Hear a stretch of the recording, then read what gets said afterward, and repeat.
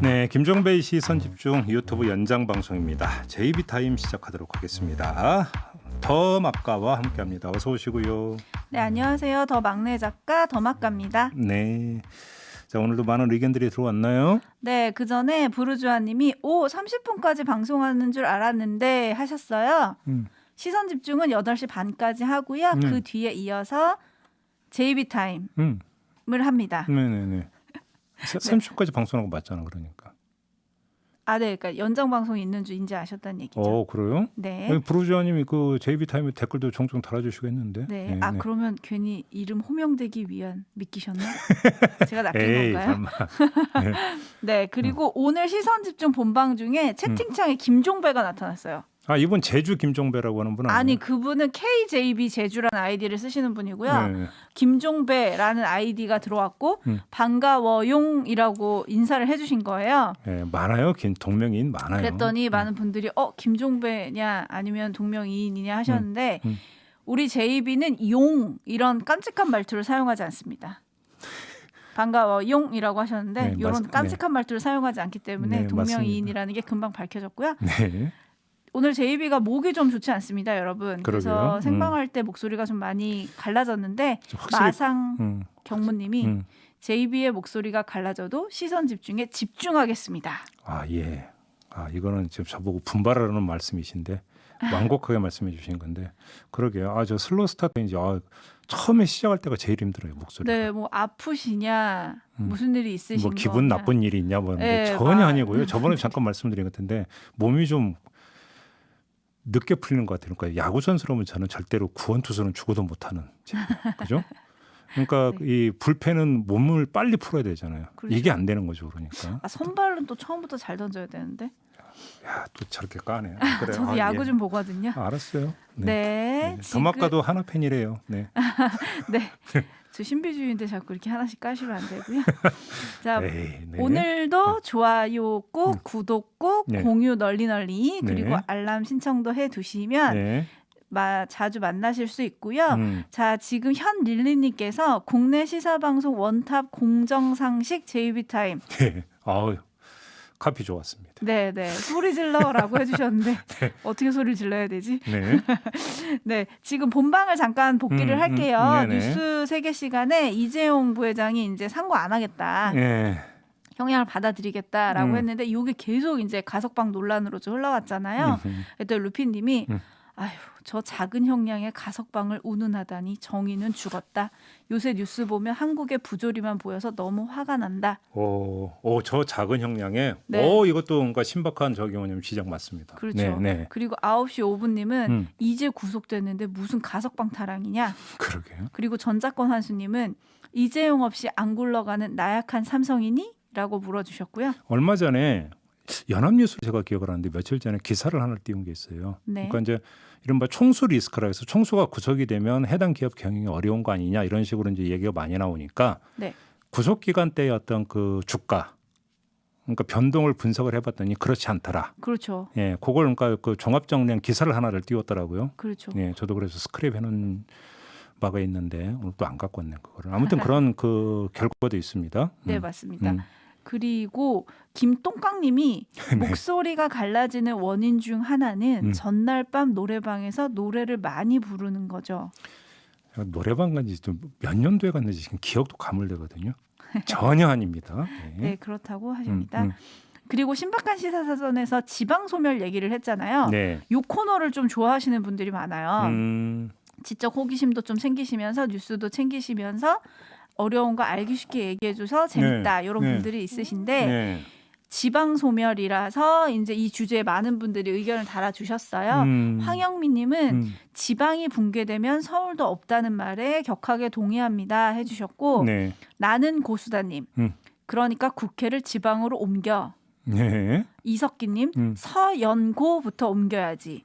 서울대 연대고대. 그렇죠. 탐 크루즈님 스카이만 지방으로 옮겨도 서울 과밀화 어느 정도 성공한다. 그럼요. 또 어떤 분은 스카이가 지방으로 가면 맹모 삼천 지교처럼 어머니들이 아이들을 데리고 지방 그 좋은 학교 옆으로 갈 거고 그러면 그쪽에서 학원이 발달할 거고 그러면 그 지방이 발달할 거고 뭐 이런 논리를 펴주시는 분들이 외국 계셨고요. 같은 경우는 학원 도시가 있잖아요. 그러니까 네. 이제 거점이 되는 대학 캠퍼스가 딱 있으면서 그쵸. 어떤 주변 그러니까 대학 캠퍼스 때문에 이제 그 도시가 조성되는 경우도 있잖아요. 그러면서 그렇죠. 그런 도시는 되게 조용하고 전원 쾌적하고 막 이런데. 네. 그죠? 뭐 그런 얘기들 많이 해주셨고 그리고 사나야님은 아 이거 어떡하지? 다들 시골에 세컨하우스 갖기 운동해야 되나? 해주셨는데 내 집도 하나 없는데 세컨하우스라니 있으신가 봐요. 저 그래서 요즘 그 유튜브로 또 자주 보는 것 중에 하나가 농막 있잖아요. 농막. 농막이 뭐예요? 농막을 보는 거야. 농사 지을 때 이제 잠깐 들어가서 쉬는 아주 작은 평수에 저거 건물이 있어요. 그걸 농막이라고 하는데 네. 그럼 원래 이제 농사를 짓는 분들이 이제 쓰는 용도인데 요즘 보니까 세컨하우스 용도도 많이 쓰시더라고요. 그래서 이제 시간 되면 유튜브 가서 이런 농막도 있구나. 또 뭐 그다음에 농막 설치도 이런 것도 저 그게 취미 생활이에요. 제가 말씀드렸잖아요. 하루라도 일찍 낙행하는 게 제 꿈이라고. 네. 어디 좋은 지방에 농막 있으면 추천해 주세요, 여러분. 농막은 돈 있으면 돼요. 돈. 네. 그리고 잡덕교통영상연구소님이 GTX 수도권 관광 역급행철도 빨리 만들었으면 좋겠네요 해주시니까 현님이 그거 완성되면 서울로 더 집중할 거다. 순식간에 도착하니까. 그러니까요. 이런 의견도 해주셨고 겨울님이 아니 서울의 중요시설 다 두고 국민들 교통편 좋으니 서울 밖에서 살며 출퇴근하라. 이거 말이 안 된다. 국민들은 서울에 살고 출퇴근을 외곽으로 하게 해달라. 왜 사람들의 욕구를 잘못 간파하냐 이런 의견도 주셨어요. 다양한 얘기들이 있었고 네. 그리고 이제 성일종 의원하고 비상한 정치 시간에 선거 얘기 잠깐 했잖아요. 네. 그랬더니 햇빛님이 이번 야권 보궐선거 후보들은 취업 박람회 수준이다. 약간의 예. 그렇게도 비유가 되긴데. 네 그렇게 해주셨고 네. 파이팅 콘님은 지금 현재 국민의힘 후보는 나경원, 오세훈밖에 생각이 안 난다. 그러니까 이제 그 군소 후보들이 이제 불만이 그거잖아요. 네. 그죠. 그리고 이석기님은 안철수 후보의 단일화가 아니라 흡수하겠지. 근데 이제 안 된다고 생각하시는 분들이 많았고요. 그리고 장혜경님은 김종인 위원장 100조 긴급 재정 명령 국민의힘이 강하게 해라. 이런 거 하면 대한정당으로 보일 거다. 뭐 이런 얘기 해주셨어요. 네. 그리고 이용구 법무부 차관 택시기사 폭행 관련 요거 아주 뜨거웠어요. 인터뷰도 뜨거웠죠. 네. 인터뷰도 좀 뜨겁지 않았나요? 네, 인터뷰도 뜨거웠죠. 댓글도 뜨거웠습니다. 네. 운행 중이냐 멈춤이냐 요거 가지고 의견이 분분했는데 초록마을님은 드라이브에서 브레이크 밟으면 멈춤 아니냐. 네. D 놓고 네. 그리고 탐 크루즈는 D에 놓고 브레이크 밟고 돈 받고 잔돈 거슬러주고 다 한다. 그리고 어떤 분들은 블랙박스는 원래 주행 모드고 그게 주차할 때만 주행 모드가 아닌 걸로 빠진다. 뭐 이런 얘기도 해주셨어요. 그래서 네. 김종배님 운전하시냐? 뭐 이런 질문도 있었고. 저도 하죠. 예, 근데 하신다고. 거의 안 해요. 아, 네. 그리고 햇빛 둥글둥글님은 이용구 차관이 잘못한 거 100% 맞다. 잘못한 만큼 처벌할 게 있으면 처벌하고 책임지면 되지. 네. 이 사건을 정치적으로 이용하거나 부풀리는 게 문제다. 인정해. 네, 저 그리고 동의해요. 네. 노임주님은 택시기사가 괜찮다고 끝난 얘기를 왜 검찰이 언론에 흘려서 죽이기를 하는지 요걸 좀 주목해야 된다는 분도 계셨고 네.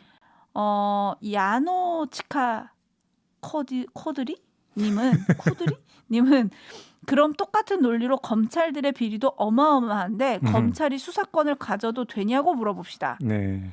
그래서 베스트 제리님은 상호 견제 시스템으로 가자. 경찰에도 정권 주면 안 된다 이런 얘기해 주셨고 네, 네. 이 뉴스를 보셨는지 모르겠는데 김용성님이 대검찰청에 파견 나갔던 검사도 택시기사 폭행한 사건이 있었습니다. 그 사건 역시 검찰이 무혐의 처리한 것 같던데 왜 보도를 안 하냐? 왜 같은 검사라고 봐주냐고 안 물어보냐? 이런 얘기 있었고 네. 오영숙 TV님은 그래서 수사관을 따로 내어서 수사청을 만들면 어떨까요? 해주셨고 진여월님은 차관은 좀 그만두셔야 할 것 같습니다. 다른 뜻이 아니고 검찰에 책 잡혀서 검찰 개혁을 제대로 할 수 있을까요? 그런 의미에서. 해주셨고 예. 진실의 힘님은 그냥 잘못된 부분은 도려내는 게 상책이다. 모두 데리고 가려고 하면 망하는 지름길이다.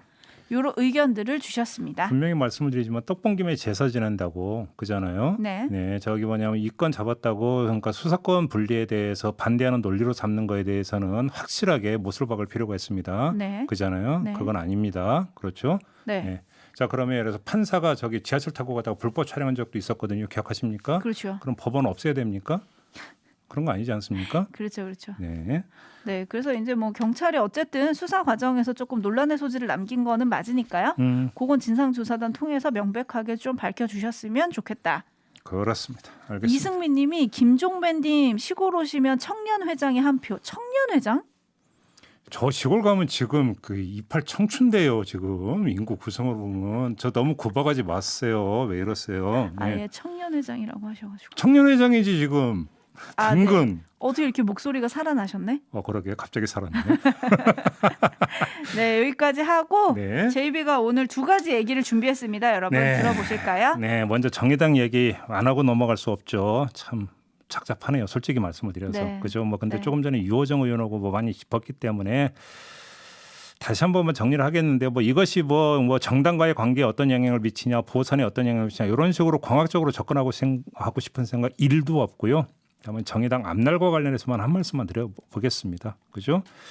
자, 사건 그 자체는 뭐 거의 끝나는 국면이라고 봐야 되는 거 아닙니까? 신속히 진상조사해서 조치 취했고 이제 후속 조치 지금 남겨놓고 있는 거고 그다음에 진상 놓고 논란 벌일 일이 없지 않습니까? 김종철 대표 본인이 사실을 인정을 했으니까 그잖아요. 네. 논란이 이어질 여지는 제가 볼 때는 거의 없다고 봐도 될 것 같습니다.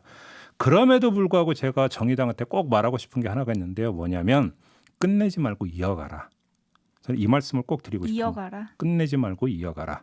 무슨 이야기냐면 뭐 흥미주로 사건의 진실을 캔다면서 입방아 찌어라 이런 얘기가 아니고요. 이번 사건이 당에 던지는 교훈에 대해서 토론을 하고 무엇을 개선해야 될지에 대해서 한번 집중 토론을 하고 끝까지 한번 토론을 해봐라. 저는 그럴 말씀을 드리고 싶은데 그럴 만한 이유가 있어서 드리는 말씀이에요. 그냥 뭐 그러니까 그 당위적인 차원에서 드리는 말씀이 아니고 아까 류호정 의원과 인터뷰 때 잠깐 제가 이제 운을 뗀 적이 있는데 다시 한 번만 좀 복기를 해보겠습니다. 박원순 서울시장 조문 논란이 불거진 바가 있지 않습니까? 네. 당시 심상정 대표 등 당 지도부는 조문을 했어요. 하지만 장혜영, 류호정 의원 등은 공개적으로 조문을 가지 않겠다고 밝혔습니다. 네. 그래서 당시에 당의 공식 입장이 도대체 뭐냐 이런 논란이 빚어졌어요. 그때 선임 대변인이 김종철 대표였어요. 그래서 저희하고 인터뷰했던 거 기억나십니까? 네. 자, 근데 문제는 이게 도대체 한편으로는 조문을 가고 또 한편으로는 조문을 가지 않겠다고 선언을 하고 그럼 도대체 이게 그 당의 그 스탠스가 뭐냐 이런 논란이 빚어졌는데 이게 단순히 당의 대외 행보에 국한된 게 아니었다라는 것이었는데요. 더 그러니까 근본적인 문제는 이 논란이 벌어지면서 정의당에서 어떤 모습이 연출이 되냐면 탈당 사태가 빚어졌다라는 거예요. 기억하세요? 네. 그때 당시에는 탈당이 러시 수준이다 뭐 아니다 이런 이야기가 있었지만 적잖은 당원이 아예 탈당을 한 것으로 전해졌어요. 자, 그러면 제가 한번 물어보고 싶은 게 뭐냐면 이거예요. 왜 당원들은 탈당했는가? 라는 거죠. 이때 그 조문 거부에 대한 일부 당원들의 반발이 있었고 그것이 결국은 탈당으로 이어졌었어요. 이건 일부 보도도 나왔기 때문에 아마 조금만 찾아보시면 다 나올 거예요. 자, 이 사례에서 확인할 수 있는 건 뭐냐면 정의당 당원들 사이에서도 젠더 문제를 그 바라보는 시각이 완전히 갈려 있었다라는 거예요. 그잖아요. 네. 그 후 이 시각차가 말끔히 정리됐다는 이야기는 전혀 전해지지 않았고요. 오히려 김종철 대표의 성추행 사건이 불거진 겁니다. 자, 지금 그러니까 그 기저에 이런 만약에 흐름이 계속되고 있다고 가정을 하는 상태에서 당 대표의 성추행 사건이 불거졌다면 이게 어떤 영향을 미칠 것인가? 사실은 초점을 여기에 맞춰서 봐야 되는 부분이 있는 거죠. 김종철 대표의 성추행은 이론의 여지가 없는 사건이기 때문에 제가 볼 때는 오히려 이게 긍정적인 영향을 미칠 수 있는 요인도 있다는 거예요. 당 전체적으로 놓고 본다면. 이 젠더 문제를 바라보는 당원들의 시각에 어떤 식으로든지 영향을 미치지 않겠습니까? 그다음에 자극이 되기 때문에 어떤 식으로든지 간에 토론과 개선책, 실천이 그러니까 그 실천을 유발할 수 있는 거 아니겠습니까? 저는 그런 점에서 심상정 의원이 뭐 바닥을 이야기를 하고 배복주 부대표가 조직 문화를 거론한 것이 저는 어찌 보면 당연한 수순이라고 생각을 해요. 중요한 것은 문제의 어떤 당사자인 김종철 대표만 도려낸다고 지금 정리되는 문제가 아니라는 거예요. 제가 드리고 싶은 말씀이. 그잖아요. 네. 이 점을 강조하는 이유가 있는데요. 자, 한번 봅시다. 정의당은 진보 정당이었고 노동 문제에 천착을 해왔었어요. 그러다 보니까 노동 문제에 관한 당원들 간의 시각차라는 게 별로 없었어요. 사실은. 그잖아요. 최근에 예만 하나만 놓고 봅시다. 중대재해처벌법 있지 않습니까? 네. 이 의제를 선점한 정당이 정의당 아니었습니까? 그렇죠. 그래서 단식도 하고. 단식 농성까지 했잖아요. 그러면서 여기서 진보 정당다운 모습을 보여줬다고 저는 평가를 해요. 물론 결과는 애당초 취지에 미치지 못했지만 그렇다고 해서 그 결과가 정의당의 역할을 평가절하하는 이유는 될 수가 없죠. 왜냐하면 정의당 의석수가 갖고 있는 한계가 있으니까 그 평가는 민주당에 집중하는 게 저는 맞다고 생각을 해요. 정의당은 진보 정당으로서 의제를 발굴을 하고 그거에 대해서 목소리를 높여왔고 여기서 일치된 모습을 보였다라는 것. 어찌 본다면 그거는 정의당이 진보 정당스러운 모습을 보여줬던 대표적인 사례로 저는 꼽아도 된다고 생각을 해요. 그런데 이게 근데 왜 그러니까 또 평가가 되냐면 결국은 현장 밀착형이었잖아요. 그잖아요. 현장 밀착형으로 현장에서 진보의 가치를 구현하려고 노력을 했다라는 점이에요. 저는 그러니까 진보 정당은 이렇게 가야 된다고 생각을 해요. 제가 총선 청기 누설 때 그러니까 강조했던 정의당을 이야기하면서 강조했던 것도 바로 그거거든요. 아스팔트 정치와 마이크 정치가 결합이 돼야 되는데 어느 순간부터 정의당은 아스팔트보다는 마이크에 의존했던 경향이 있었다고 저는 지적을 한 바가 있었어요. 저는 그런 점에서 중대재해처벌법의 아젠다를 세팅을 하고 쭉 계속 어떤 단식 농성했던 이 일련의 과정이 과거의 초심으로 돌아가는 하나의 단서가 될 수도 있었다고 저는 그렇게 평가를 했었어요. 근데 바로 이 현장 밀착형 진보의 가치를 뭔가 실천하기 위한 노력 이거를 가지고 한번 그럼 젠더 문제 한번 연장을 시켜보자는 거죠. 그럼 이 문제의 현장은 어디일까요? 여기는 그러니까 특별히 그러니까 특정되는 현장이라는 건 있을 수가 없는 거예요. 성평등 문제에 대해서는 그렇지 그렇죠. 않습니까? 그렇죠. 그러니까 다시 말해서 당 안도 현장인 거예요. 당 내도. 일상의 활동 공간 자체가 현장인 것 아니겠습니까? 근데 거기서 문제가 발생했다는 게 문제인 것이죠. 자, 그런데 중요한 것은 이 일상 활동을 공유하고 공감하고 있는 당원들 안에서 젠더 문제를 바라보는 시각이 아주 크게 지금 갈라지고 있다면 그게 만약에 지금도 이어지고 있다면 이거는 김종철 대표 문제가 어떤 식으로든지 간에 처리가 되겠지만 처리가 된다고 해서 그게 다 처리가 되는 건 아닐 거라는 거예요. 오히려 그거는 완결점이 아니라 사실은 시발점 삼아야 되는 거다. 김종철 대표 문제는. 저는 그렇게 보는 거죠. 근데 지금까지 당의 어떤 스탠스를 한번 보면 아까 제가 얘기했던 예를 다시 돌아가 봅시다.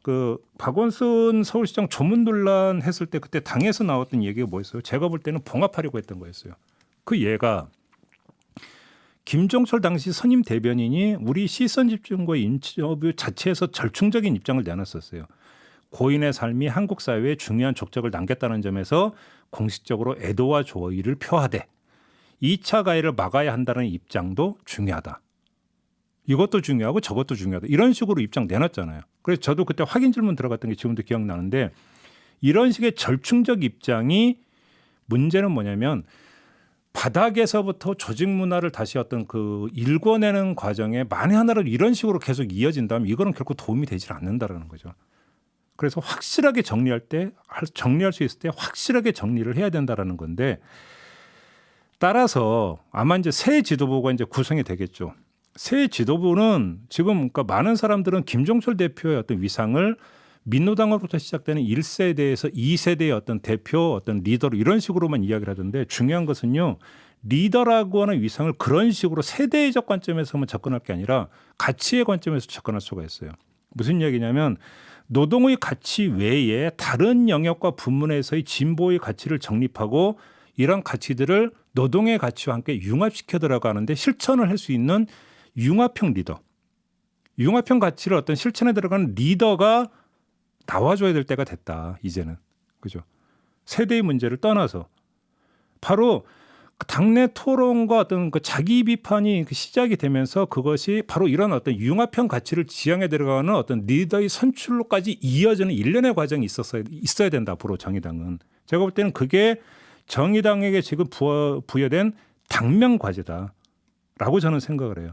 저는 그런 점에서 놓고 본다면 이건 지금 정의당은 분명히 위기가 맞아요. 제가 볼 때는. 네. 위기가 맞는데 위기는 기회라고 하는 말을 뻔한 얘기지만 다시 쓰는 게 뭐냐면요. 중요한 것은 어떤 일이 벌어졌는가도 중요하지만 그것보다 더 중요한 것은 일이 벌어지고 난 다음에 어떻게 처리하느냐가 더 중요해요. 그렇지 않습니까? 그렇죠. 저는 그런 점에서 위기를 기회로 삼을 수 있는 것은 바로 일이 벌어진 다음에 어떻게 처리할 것인가의 문제에서 기회가 될 수가 있다는 점. 이거를 좀 정의당이 명심을 했으면 좋겠다. 그다음에 그러니까 자기들의 속살을 그러니까 까놓고 예민한 부분 다 까놓고 있는 건 있는 대로 인정을 하고 자 이것을 우리가 그렇다면 여기서 어떻게 그 시각차를 좁혀 들어갈 것인가 한번 우리 까놓고 이야기하자. 라고까지 다 그러니까 가야 된다라고 저는 생각을 하는 거죠. 이 점을 좀 꼭 강조해서 말씀을 드리고 싶어요. 네, 좀 의견들이 많이 오는데 좀 분분하신 것 같고 일단 요거부터 소개할게요. 아로미 구구님이 아까 버스 기사님이 시선 집중 틀어놨다고 하셨는데 환승하셨는데 이 버스에도 김종배의 시선 집중이 나왔다고. 아, 대세입니까? 네, 그래서 예. JB가 대세인가 봐요. 기사님들 시선 좀 집중이 대세지. 시선 집중. 네, 기사님들 좀 짱인 듯 해주셨는데 감사합니다. 아 그리고 지금 정의당 내용 관련해 가지고는 네. 중고품 인생님이 왜들 이러시나 밝혀지지 않고 폭로하지 않은 것들이 얼마나 많을까. 그리고 이승민님이 뭐 당의 신속한 조치는 칭찬합니다 해주셨지만 아슬라님은 탈당하고 당차원 징계하면 끝? 그러니까요. 그래서 이제 뭐 당 해체하라 이런 의견들도 많이 있는데 찰리 브라운님은 피해자보다 더 앞서 나가서 엄정히 묻고 처벌해야 그게 정의당의 정신이다. 네. 일침을 해주셨고요. 네. CRE로 시작하시는 분은 정의당 응원했었어요. 근데 지금은 정의당이 아니고 제2의 기득권 같습니다. 저는 아까 유호정 의원이 전수조사 이야기를 했었잖아요. 네. 그 전수조사라고 하는 게 뭐냐고 제가 이제 추가 질문을 했더니 또 다른 일이 있는지를 조사하는 걸 얘기했는데 저는 그게 되게 중요한 거라고 생각을 해요. 무슨 이야기냐면 자 여기서 그러니까 빨리빨리 서둘러서 덮고 가느냐 아니면 엎어진 김에 그냥 다 까발고 그러니까 완전히 환부까지 드러내서 도려내려고 하느냐의 차이는 완전히 다른 거거든요. 그렇죠. 그러니까 중요한 것은 불거진 것을 처리하는 것은 어려운 일이 아니에요. 거기다가 그 주인공이 대표이기 때문에 안 할 수도 없어요. 그렇죠. 그죠? 네. 근데 중요한 것은 그게 말 그대로 그 유일한 사례가 아니라 여러 사례 가운데 돌출된 것에 불과하다고 한다면 뿌리를 도려내는 작업은 정말 아픈 과정이지만 해야만 되는 거거든요. 네. 그래야 당의 조직 문화가 바뀌고 바닥을 다지는 거죠. 저는 그런 점에서 정의당 안에서 지금 전수조사까지 이야기가 나온다라고 하는 것은 상당히 지금 의지를 갖고 그러니까 달려들고 있는 거 아니냐. 만약에 실천으로 이어진다면 저는 중요한 어떤 하나의 그 모멘텀이 될 수도 있다고 저는 평가를 하고 싶어요. 그런 점에서. 네, 그렇죠. 음.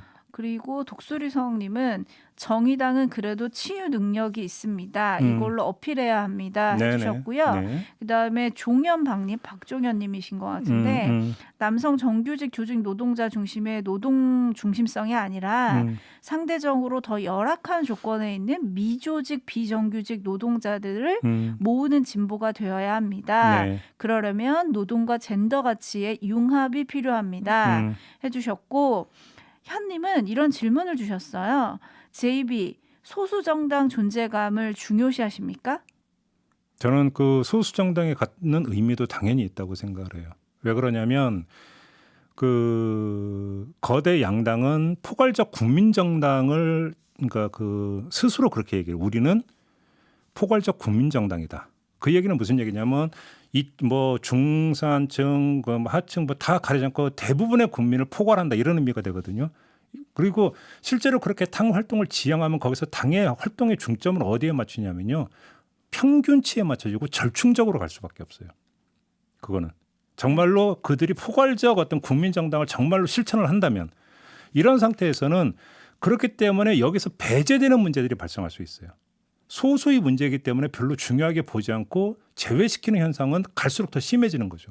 저는 그런 점에서 소수 정당이 거기서 어떤 뭐냐면 중시되지 않는 부분들을 끊임없이 재개 들어가고 좀 더 앞서 재개 들어가는 역할은 매우 중요한 어떤 역할일 수 있다. 저는 그렇게 평가를 하거든요. 반드시 있어야 된다고 저는 생각을 해요. 네. 그리고 백경길님을 비롯한 많은 분들이 왜 주호영 원내대표의 여기자 성추행 관련 동영상 얘기는 안 하냐? 네. 왜 정의당만 까냐? 라고 해주시는데 뭐 답변을 해주시겠습니까? 저도 그 지금 이 동영상을 얼핏 봤거든요. 동영상을 얼핏 봤고 자 과연 그것을 성추행 사건으로 규정할 수 있느냐부터가 사실은 이제 점검이 필요한 부분인 것 같아요. 그렇죠? 네. 네. 거기까지만 말씀을 드리겠습니다. 네. 네, 이 정도로 하겠습니다. 자, 또 하나의 이야기 준비한 게 이건 짧고 굵게 하겠습니다. 저희가 이제 계속 집중적으로 이야기를 해왔던 자영업자 영업 손실 보상제 문제 있지 않습니까? 네.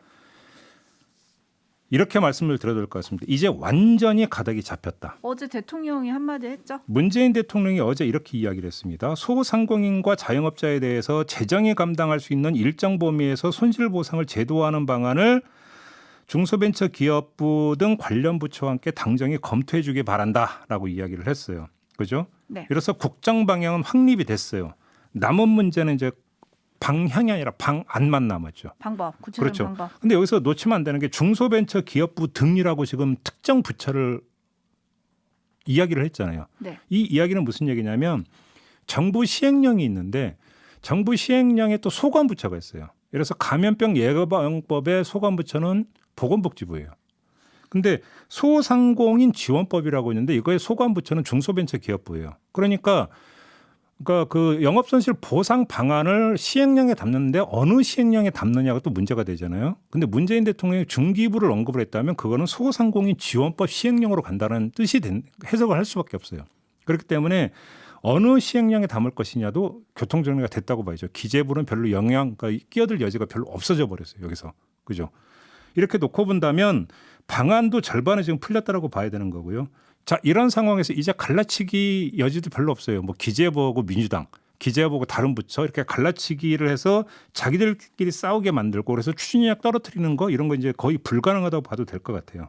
그죠? 여기에다가 모레죠. 정세균 총리가 무교대화라고 하는 걸 하는데 이 무교대화에서 이 영업손실 보상제 얘기를 하고 이 자리에 김용범 기재부 차관 정세균 총리를 들이받았던 그 주인공 이 사람이 지금 그 참석을 한다는 거 아니겠습니까? 자, 여기서 일단 또 형식적으로 또 한번 정리하는 아마 과정이 있을 것 같아요. 자, 그러면 그래서 완전히 가닥이 잡혔다고 제가 말씀을 드렸는데 그럼 이게 끝이냐? 그게 아니라는 거예요. 뭐가 있냐면 기재부하고 다른 파트를 갈라치기 하는 것들은 일정 어느 정도 하면 교통정리가 되는 것 같은데 다른 갈라치기 시도가 지금 벌써 나오고 있어요. 누구에 의해서? 언론에 의해서. 딱 하나만 짧고 굵게 하나만 사례를 들어드리겠습니다. 한국경제가 어제 보도한 내용이 있습니다. 손실보상제가 임금 근로자 지원과의 형평성에 맞지 않는다는 취지의 기사예요.